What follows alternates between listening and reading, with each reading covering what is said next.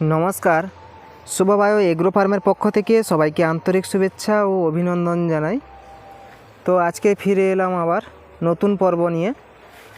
তো আজকে থাম্বনেল দেখে পর থেকে হয়তো বুঝতে পেরে গেছেন যে আজকের ভিডিওটি ঠিক কী নিয়ে হতে যাচ্ছে।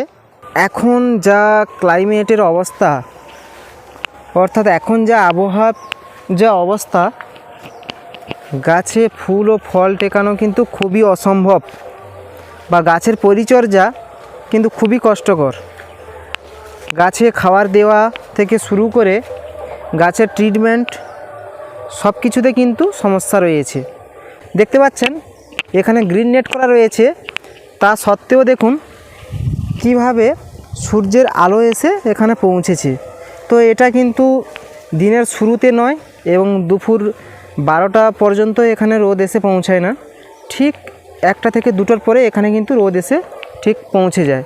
তো সেইভাবে আমি গ্রিন নেট করেছি যাতে এখানে রোদের টেম্পারটাও যেন কিছুটা পরিমাণ পায়, কারণ একদম যদি না সূর্যের আলো এসে পৌঁছায় তাহলে কিন্তু ফুল ফলের ঘাটতি হতে পারে। তো তার জন্য আমার এই সিস্টেম।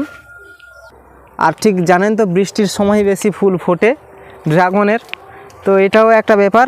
তো আজকের কিছু সংখ্যক কিন্তু ফুল ফুটতে পারে, আবার গতকালও কিছু ফুল ফুটতে পারে। ফেরা যাক মূল আলোচনাতে।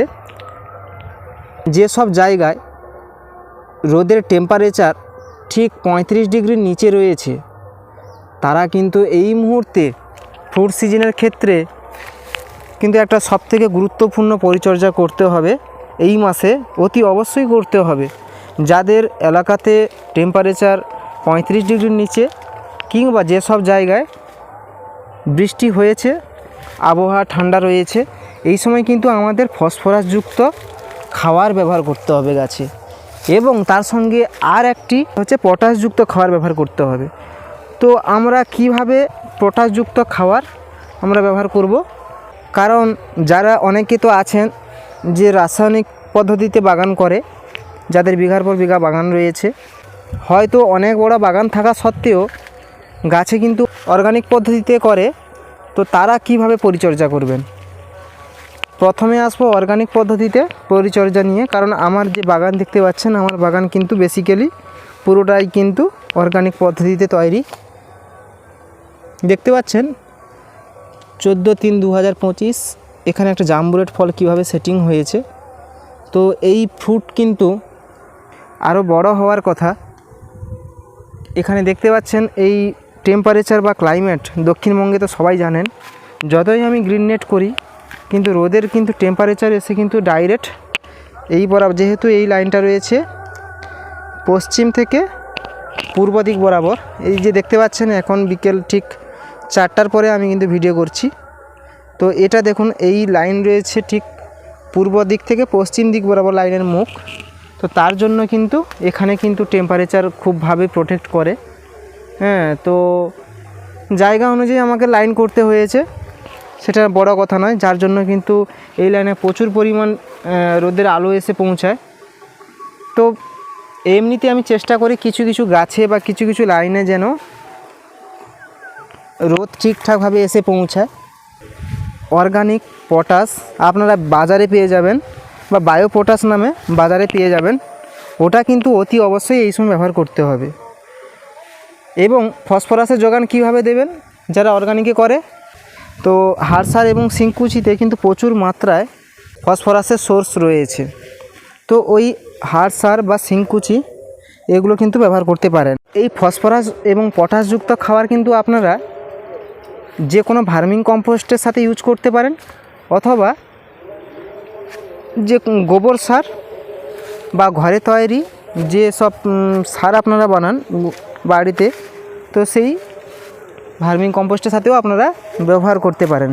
বা হয়তো যারা খাবার দিয়ে রেখেছেন পর্যাপ্ত পরিমাণ গাছের গোড়াতে, দেখতে পাচ্ছেন বন্ধুরা এই গাছের গোড়া থেকে ঠিক এতটা দূরে এই পোরশন বরাবর আপনারা গাছ প্রতি 70 থেকে 80 গ্রাম পর্যন্ত নেবেন হাড় সার এবং সিংকুচি, এবং তার সঙ্গে নেবেন পটাশ, যেটা বায়ো পটাশ বা অর্গানিক পটাশ 50 গ্রাম পর্যন্ত দিয়ে প্রথমে আপনারা এই জায়গাটাকে এই 1 চাকর বরাবর, অর্থাৎ এই 6 ইঞ্চি দূরে এটা আপনারা এখানে দিয়ে আবার এই মাটিটাকে আপনারা চাপিয়ে দেবেন, যেন না ফিডার রুট নষ্ট না হয় সেরকম করে দেবেন। ফিডার রুট যাতে না নষ্ট হয় সেরকম করেই কিন্তু আপনারা দেবেন। হ্যাঁ, তো দিয়ে আবার ওই যে খাবারটা দিয়ে রেখেছিলেন ওটা আবার চাপা দিয়ে দেবেন। দিলে কিন্তু পটাশ এবং ফসফরাসের যোগান কিন্তু চলতে থাকবে প্রায় সেই বর্ষাকাল পর্যন্ত। কারণ দিয়ে এরকম মাটি দিয়ে চাপা দিয়ে দেবেন।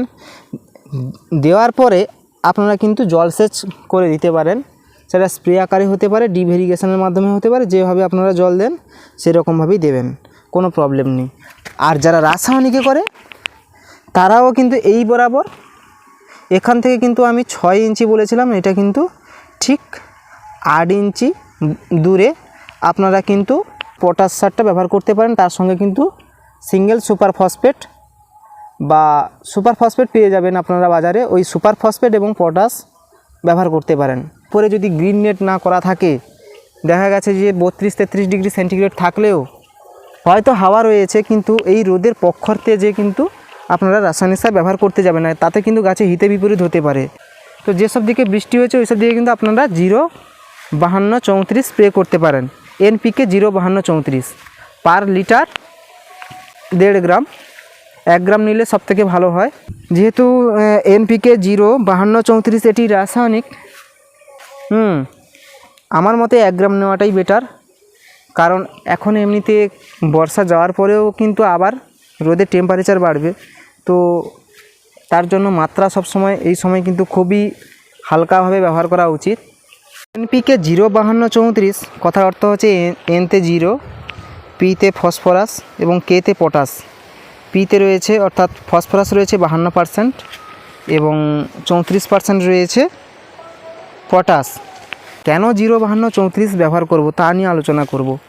সবথেকে কিন্তু এই পরিচর্যাটা কিন্তু খুবই গুরুত্বপূর্ণ, কারণ দেখতে পাচ্ছেন গাছে যে ফল রয়েছে, এই ফুল থেকে কিন্তু ফল গঠনের জন্য কিন্তু আমাদের ফসফরাসের প্রয়োজন এবং ক্যালসিয়ামের প্রয়োজন, এবং ফুল থেকে ফল টেকার ক্ষেত্রে কিন্তু পটাশের প্রয়োজন।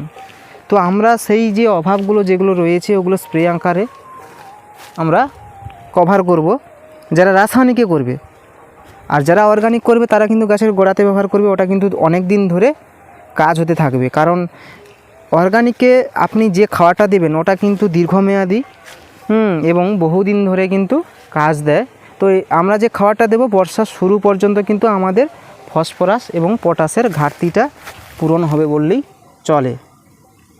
তো আমরা এটা ব্যবহার করে নেব। আর গাছের গোড়াতে যারা পটাশ এবং সুপার ফসফেট ব্যবহার করবে, পার গাছ 10 গ্রাম দিতে পারেন সুপার ফসফেট 10 গ্রাম এবং পটাশ 10 গ্রাম করে পার গাছ ব্যবহার করতে পারেন। এই মুহূর্তে এটি কিন্তু সবথেকে গুরুত্বপূর্ণ পরিচর্যা। যেসব জায়গায় ঠান্ডা ক্লাইমেট রয়েছে, অর্থাৎ ঠিক 32 ডিগ্রি সেন্টিগ্রেড বা 33 ডিগ্রি সেন্টিগ্রেড রয়েছে, তারা এটা ব্যবহার করতে পারেন, দিয়ে জলসেচ দিয়ে দিতে পারেন। আর যারা স্প্রে আকারে দেবেন তারা তো স্প্রে আকারে বলে দিলাম, স্প্রে আকারে সবথেকে রেজাল্ট ভালো পাওয়া যায়। যদি বৃষ্টি হয়ে থাকে ওই সময় কিন্তু স্প্রে আকারে এগুলো ব্যবহার করতে হবে। হ্যাঁ, আর ক্যালসিয়াম কীভাবে ব্যবহার করবেন তো বলে দিলাম যে হাড় সার শিংকুচিতে কিন্তু ক্যালসিয়ামও রয়েছে, ডিমের যে খোসার গুঁড়ো ওগুলোতেও কিন্তু ক্যালসিয়াম রয়েছে। তো এই ফল গঠনের ক্ষেত্রে কিন্তু এই মৌলগুলো কিন্তু খুবই অত্যন্ত প্রয়োজন এই মুহূর্তে। তো তার জন্য আপনারা এগুলো ব্যবহার করতে হবে অতি অবশ্যই। দেখুন খুব ছোট্ট একটা আম গাছ, এই গাছে তো ফল সেট হয়েছে। তো এই ফল সেট হওয়ার জন্য এবং সুন্দর ফল গঠনের জন্য আমাদের এই মুহূর্তে যে মৌলগুলো ব্যবহার করতে হবে, তো তার জন্য আমি এই আম গাছটা আপনাদের সামনে তুলে ধরলাম। কারণ এই ফুল এবং ফল ঠিকঠাক গঠনের জন্য আমাদের এই মৌলগুলো কিন্তু এই সময় অতি অবশ্যই প্রয়োজন। তো তার জন্য আপনাদের সামনে তুলে ধরলাম। তো আজ ছিল এই পর্যন্ত। ভিডিওটি শেষ পর্যন্ত দেখার জন্য সবাইকে অসংখ্য ধন্যবাদ। তো দেখা হবে আবার পরবর্তী ভিডিওতে। সবাই ভালো থাকবেন।